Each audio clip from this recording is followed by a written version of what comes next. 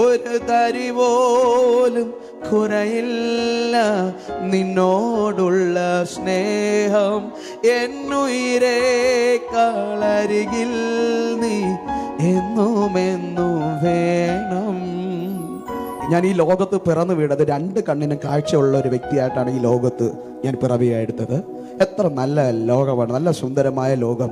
നമ്മുടെ മുഖം നമുക്ക് കാണാൻ കഴിയും, നമ്മുടെ അപ്പൻ അമ്മ, നമ്മുടെ സഹോദരങ്ങൾ, നമ്മുടെ കൂടപ്പിറപ്പുകൾ. ഈ സുന്ദരമായ ലോകത്തെ കാണാൻ ഒരു ഭാഗ്യം, അതൊരു ഭാഗ്യം തന്നെയാണ്. Praise the Lord. ഞാൻ എപ്പോഴും പറയാനുള്ള ഒരു കാര്യം, നമ്മുടെ ലൈഫിലെ ഏറ്റവും വലിയ ഭാഗ്യം എന്ന് പറയുന്നത് നമ്മുടെ കാര്യങ്ങൾ ചെറുതാണെങ്കിലും വലുതാണെങ്കിലും വേറൊരാളെ ആശ്രയിക്കാതെ നമുക്ക് ചെയ്യാൻ കഴിയുന്നതാണ് ഈ ലോകത്തിലെ ഏറ്റവും വലിയ ഭാഗ്യം എന്ന് പറയുന്നത്. എന്നാൽ അത് എനിക്ക് 8 വയസ്സ് വരെ മാത്രമേ അങ്ങനെ ഒരു ഭാഗ്യം എൻ്റെ ജീവിതത്തിൽ ഉണ്ടായിരുന്നുള്ളൂ. 8 വയസ്സ് വരെ ഞാൻ കണ്ടുകൊണ്ടിരുന്നതാണ്. കാഴ്ചയുള്ള ഒരു വ്യക്തിയായിരുന്നു, ഈ ലോകത്തെ കണ്ടുകൊണ്ടിരുന്ന ഒരു വ്യക്തിയാണ്. 3ാം ക്ലാസ്സിൽ പഠിച്ച് സമ്മർ വെക്കേഷൻ സമയത്ത്, ആ ചൂട് സമയത്ത് എൻ്റെ കണ്ണിൽ ചുവപ്പ് വരികയും, അങ്ങനെ ചുവപ്പ് വരുമ്പോൾ മുതിർന്നവർ പറഞ്ഞു ഇത് പേടിക്കാനൊന്നുമില്ല എന്ന് പറഞ്ഞ് ഞങ്ങളെ ആശ്വസിപ്പിക്കുകയും ചെയ്തു. എന്നാൽ 1-2 ദിവസം കഴിഞ്ഞു സ്ഥിതി വല്ലാതെ വഷളാകുന്നു, സ്ഥിതി വല്ലാതെ മോശപ്പെടുന്നു. കാരണം കണ്ണിൽ നിന്ന് കണ്ടിന്യൂസ് കണ്ണുനീര് വന്നുകൊണ്ടിരിക്കുകയാണ്.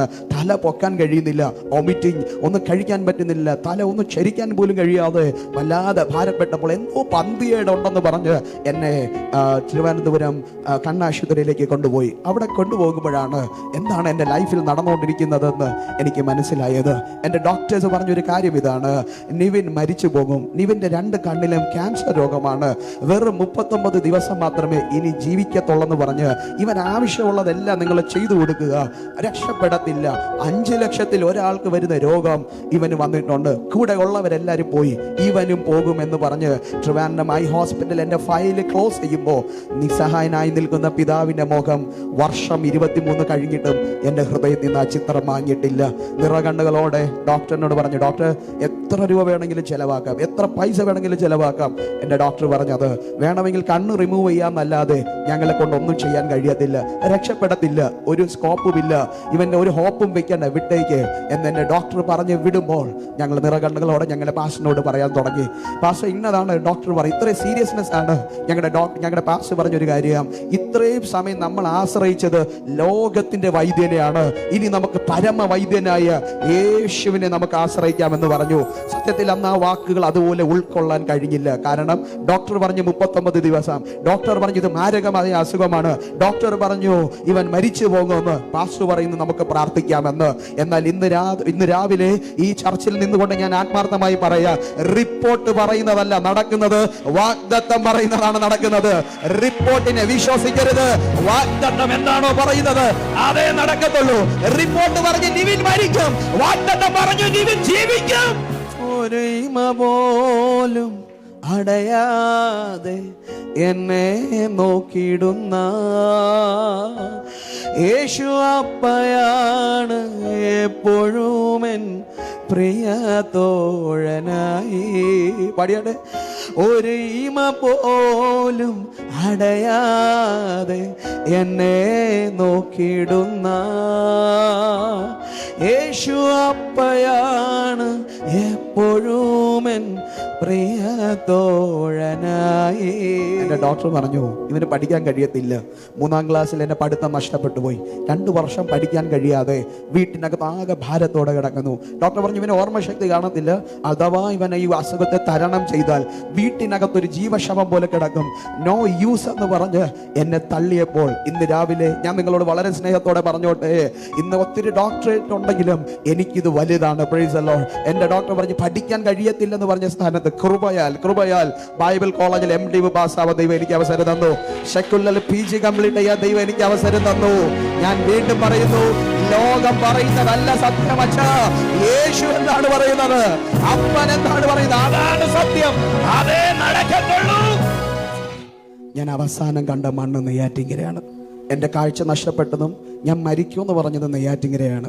അതുകൊണ്ട് വേറെ എവിടെ ശുശ്രൂഷിക്കുന്നതിനേക്കാൾ എനിക്ക് ധൈര്യവും സന്തോഷം നെയ്യാറ്റിൻകര മണ്ണിൽ പ്രസംഗിക്കുന്നതാണ്. കമോൺ. കാരണം നിന്നെ എവിടെ ഒതുക്കുമെന്ന് പറഞ്ഞോ അതേ മണ്ണിൽ കൊണ്ട് നിർത്തി. കമോൺ. നിന്നെ എവിടെ ഒതുക്കുമെന്ന് പറഞ്ഞു, താങ്കളെ എവിടെ ഒതുക്കുമെന്ന് പറഞ്ഞു അതേ മണ്ണിൽ കൊണ്ട് മാനിക്കുന്ന ഒരു കർത്താവ് ഈ ഹോളിൽ വന്നിട്ടുണ്ട്. ഒരു തരി പോലും കുറയില്ല നിന്നോടുള്ള സ്നേഹം. എന്നുയിരേ കളരികിൽ നീ എന്നുമെന്നു വേണം. ഒരു ഇമ പോലും മടയാതെ എന്നെ നോക്കിയിടുന്ന യേശു അപ്പയാണ് എപ്പോഴും എൻ പ്രിയ തോഴനായി. ഒരു ഇമ പോലും മടയാതെ എന്നെ നോക്കിയിടുന്ന യേശു അപ്പയാണ് എപ്പോഴും എൻ പ്രിയ തോഴനായി. എന്റെ ചങ്കാണേ, എന്റെ ഉയിരാണേ, എന്റെ അഴകാണേ, അമൃതാനേ യേശു. ചർച്ചരിപ്പിച്ചത് പാടിയാട്ടെ. എന്റെ ചങ്കാണേ, എന്റെ ഉയിരാണേ, എന്റെ അഴകാണേ, അമൃതാനേ യേശു. ഒരുമിച്ചത് പാടിയാട്ടെ. എന്റെ ചങ്കാണേ, എന്റെ ഉയിരാണേ, എന്റെ അഴകാണേ, അമൃതാനേ യേശു. ഒരു തരി പോലും കുറയില്ല നിന്നോടുള്ള സ്നേഹവും.